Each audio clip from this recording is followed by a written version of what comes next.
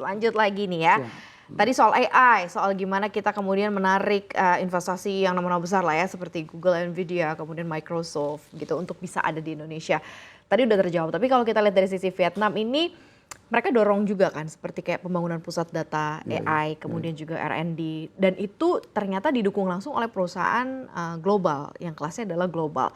Nah, seperti apa sih sementara kalau kita lihat dari Indonesia ini yang masih prosesnya kan masih tahap pengembangan gitu. Apakah strategi promosi, insentif konkret yang sedang dilakukan ini cukup menarik investasi teknologi yang seimbang, bukan hanya kayak industri-industri yang dasar gitu, tapi yang lebih kompleks pun juga sebenarnya bisa kita garap di sini.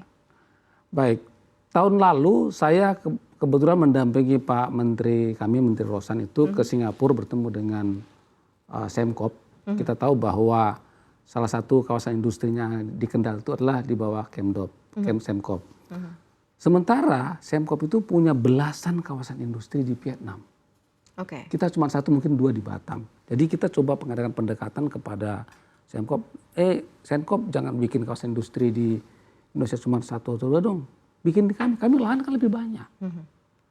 Saya istilahnya pemerintah akan siap bantu fasilitasi mencarikan lahan berapa dia perlu luasnya dan lokasinya bisa mau di Kalimantan, di Sulawesi, bahkan di Papua. Dan kita percaya kalau ini bisa berhasil pendekatan ini, maka pertumbuhan ekonomi di kawasan-kawasan industri itu akan makin banyak. Dan pemerintah akan berikan insentif, berikan fasilitas-fasilitas yang baiklah untuk menjadi daya tarik buat investor. Nah, model-model seperti ini terus kita sampaikan. Dan ini juga biar pertumbuhan ekonomi itu merata, inklusif di mana-mana gitu. Jadi itu salah satu daya tariknya. Kemudian kita kawal regulasi-regulasi yang kira-kira menghambat. Nah, sistem perizinan sekarang itu sebenarnya sistem itu kan dibuat online itu supaya punya kepastian buat investor. Oke lah masih ada kendala-kendala, tapi mindset kita harus mindset bagaimana memudahkan investor untuk berinvestasi gitu, Bu. Jadi hambatan-hambatan yang ada kita hadapin di lapangan, kita kawal habis sampai dia at least kalau dia pabrik atau misalnya manufaktur sampai groundbreaking lah kira gitu. Dan saya kebetulan beberapa kali memfasilitasi calon-calon investor dari berbagai negara, mulai dari tanya-tanya sampai deal itu ada, Bu. Kayak datang orang belanja aja ya, tanya-tanya dulu tanya sampai dulu, deal kan ya. seeing is believing, tanya-tanya dulu. Saya mungkin bisa boleh cerita satu pengalaman, saya meyakinkan investor dari lokal ya, dia bikin pabrik keramik di Jawa Tengah. Itu awalnya karena musim Covid dulu, saya mau investasi Bang, karena dulu kawasan industri Batang itu menjadi favorit katanya ya. Tapi saya masih lihat-lihat dulu, boleh kamu jalan-jalan aja, temani saya dulu jalannya, lihat-lihat dulu, tanya-tanya dulu, nanti setelah Anda tertarik baru kita diskusi lebih detail. Nah, model-model seperti ini bisa kita lakukan terus untuk meyakinkan investor.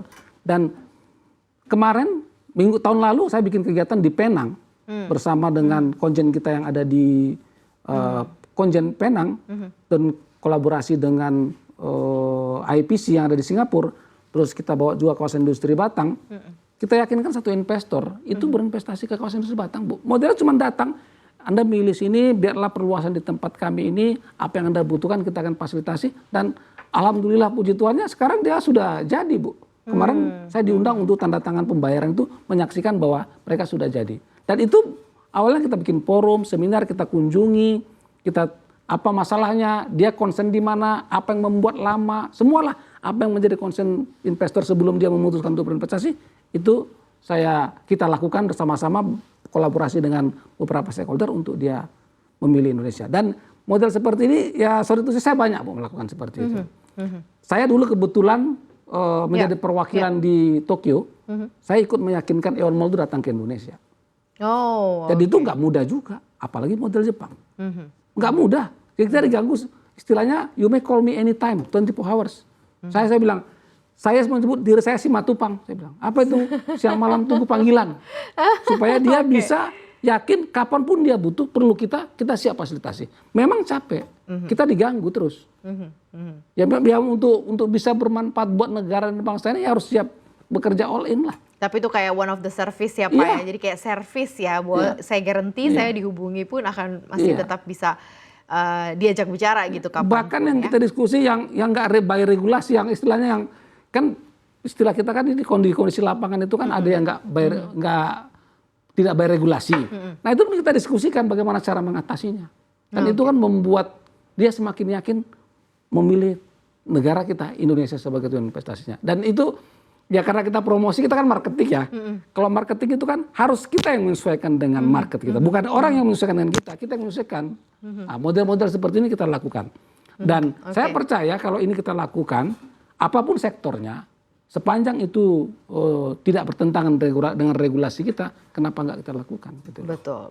Nah, ini kita jual aja kemampuan domestik market kita, sumber daya alam kita, mau di mana dia, misalnya ini, cocoknya di lokasi ini. Kenapa? Karena sumber daya alamnya di sini. Nah, bagaimana supaya sukses? Anda kolaborasi dengan A, B, C, D. Terus gimana caranya? Nanti saya bantu. Nah, keberadaan Dinas Penanaman Modal di seluruh Indonesia itu kan, itu bisa menjadi pintu masuk mereka untuk tempat bertanya di mana sebenarnya apa regulasi-regulasi daerahnya. Nah, pengalaman saya sepanjang regulasinya itu punya kepastian, lahan yang akan ditempati clear and clean istilahnya, jalan, Bu. Ya, selalu ada pasti ada kesempatan jadi tertarik dan bukan cuma lihat-lihat tapi jadi deal gitu ya Pak Jus ya. Bahkan saya bilang kalau Anda itu you will be addicted, ketagihan karena melihat potensi-potensi yang lain. Oke, sekarang kan itu sudah dilakukan nih sama Pak Jus dan juga tim ya. Berarti ada beberapa pendekatan, beberapa negara juga mungkin berbeda-beda pendekatannya. Nah sekarang 2026 ini akan seperti apa fokusnya nanti ke depan? Sektor-sektornya bagaimana? Terus kemudian pasar juga akan seperti apa? Apa yang ingin ditarik begitu dan apa yang sedang ingin dipromot tentang Indonesia ini Pak? Kita gini, sebenarnya kita mempromosikan ke semua negara tentang potensi kita. Karena saya khususnya wilayah Asia Tenggara dengan Australia. Kalau misalnya kita, tadi Singapura kita udah cerita, kalau Australia Bu, mereka tuh tertarik dengan regulasi terbaru di bidang kesehatan. Sekarang kan kalau di Bali dan di itu kan sudah boleh dokter asing untuk beroperasi. Dan ini sudah banyak yang melirik dari Malaysia, dari Singapura, dari Australia itu melihat berarti industri di bidang kesehatan atau istilahnya bangun rumah sakit dengan mengundang orang dokter asing itu sudah boleh di sini. Di Indonesia ini. Ya walaupun lokasinya belum seluruh Indonesia tapi kita percayalah itu akan berkembang terus. Nah ini akan menjadi pertumbuhan ekonomi baru ketika ini makin berkembang nantinya. Nah, industri kesehatan. Kita tahu kan kita punya daya beli ini udah kita care terhadap kesehatan sehingga uang kita itu nggak dibawa ke luar negeri lagi untuk check up. Untuk berobat. Bayangkan kalau kita dengar dari investasi dari Pak Presiden bilang itu minimal 100 triliun rupiah per tahun uang kita itu dibawa ke luar negeri.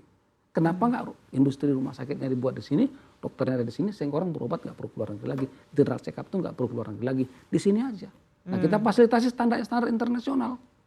Turis-turis yang di Bali itu jangan lagi dia pergi ke Singapura atau balik ke negara untuk check up, tapi Bali aja. Kalau ada di semua kan bagus. Dan itu kan pasti buat perekonomian, pertumbuhan uang beredar nggak dibawa ke sana kan.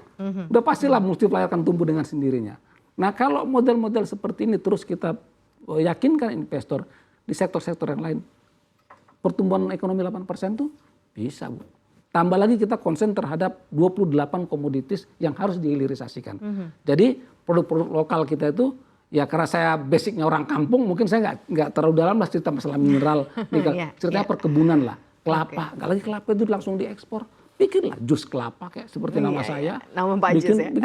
bikin lagi kalau misalnya dia kelapa kan banyak turunannya, sawit banyak turunannya, jadi nggak hanya diekspor saja, bikin turun. Ketika satu produk itu punya turunan, maka akan ada pertumbuhan ekonomi.